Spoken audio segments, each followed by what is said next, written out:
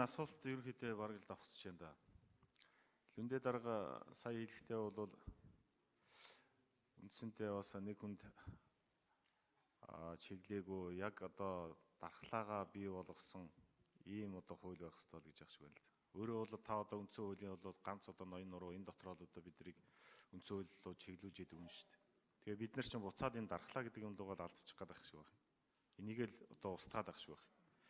Бид дандаа 65 гишүүлийн энэ дотор суухгүй. Дандаа нэг тал нь олон болж байхгүй.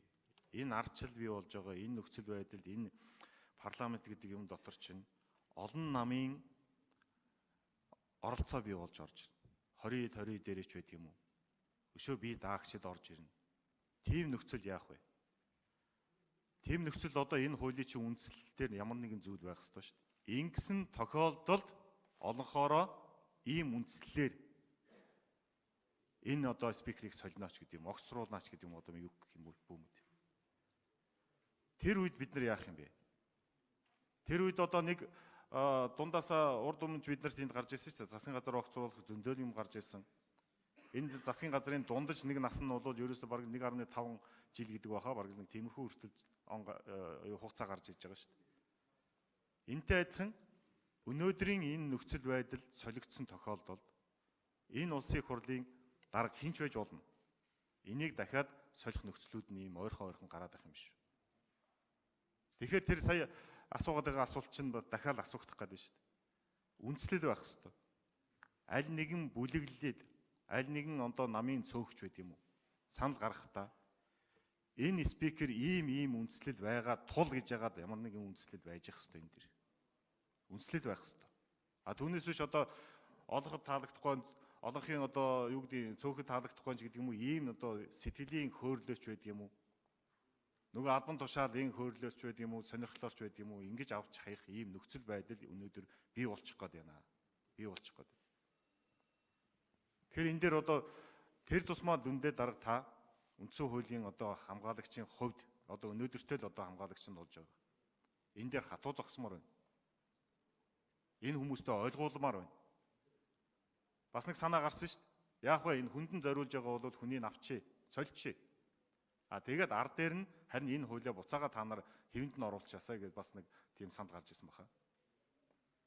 Тэгэхээр энэ дээр бас дахиад би танаас л асуух гэдэг. Ийм нөхцөл байдал бий бол яах вэ? Энэ ардчлалын нөхцөл байдал, энэ ардчилсан одоо нийгмийн хууль эрх зүйт нийгмийн үндсэн гол зарчим бол олонхороо энэ асуудлыг шийдэж идэг ард түмнийхээ төр засгийнхаа асуудлыг энэ хурал дээр гарч энэ хурлаасаа хуулийн үндслээр бид нэр аливаа асуудлыг бол шийдэж явах хэрэгтэй. Энэ бол ардчлалын үндсэн зарчим. Бид эннээсээ ухраад байна. Зөвхөн шудраг ёс гэдэг ард түмний эрх ашиг гэдэг үүднээс энэ үгээр халахалж бид нар шал ондоо хуульгүй алхмуудыг хийгээд байна. Тэм болохоор цаашдаа ингээд парламентынхаа системийг хүртэл унах асуудал чинь өөрөө хуулийн гол үндслэлгүй асуудал болж хуурах гэдэг шүү дээ. Та энэ дээр дахиад нэг хариулт хэлээд өгөөч л гэж асуух. За Лундаа Жансан дарга.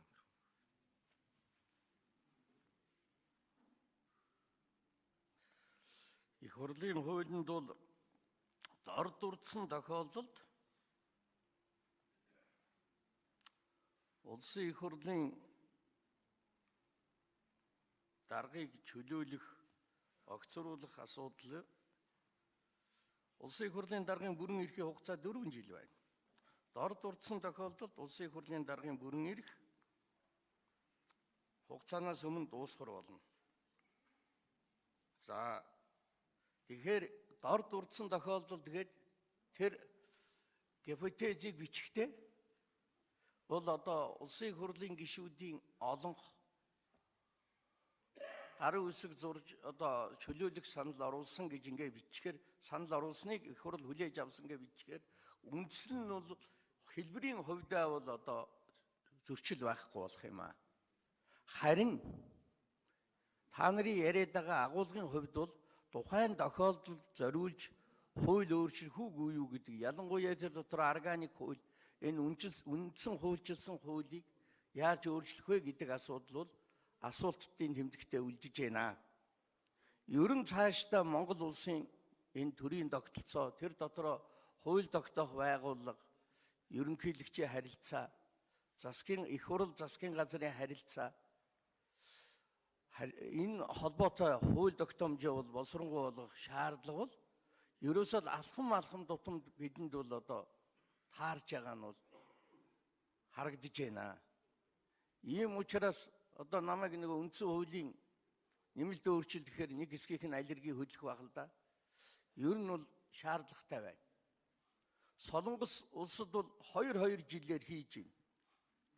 Танхим 200 хүнтэй парламент байна. Нийтийн танхимын даргыг нэг танхимтай тэгээд 2 жилээр сонгож байна. Байнгын хорооны дарга нар нь жил болгон өрсөлдөж сонгогддог.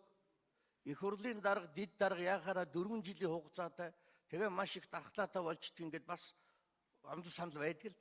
Тийм учраас бол 2 жил гэх юм бол одоо тэр марцах уйдах янз бүрийн юм бол байхгүй байдаг юм байл солонгос бол. Бусад орны хувьд бол хэдэн 10 жилээр спикерийг хийж байна. Тэр үед гэвэл Канадын спикерийг цөөнхөөс тавьж шít.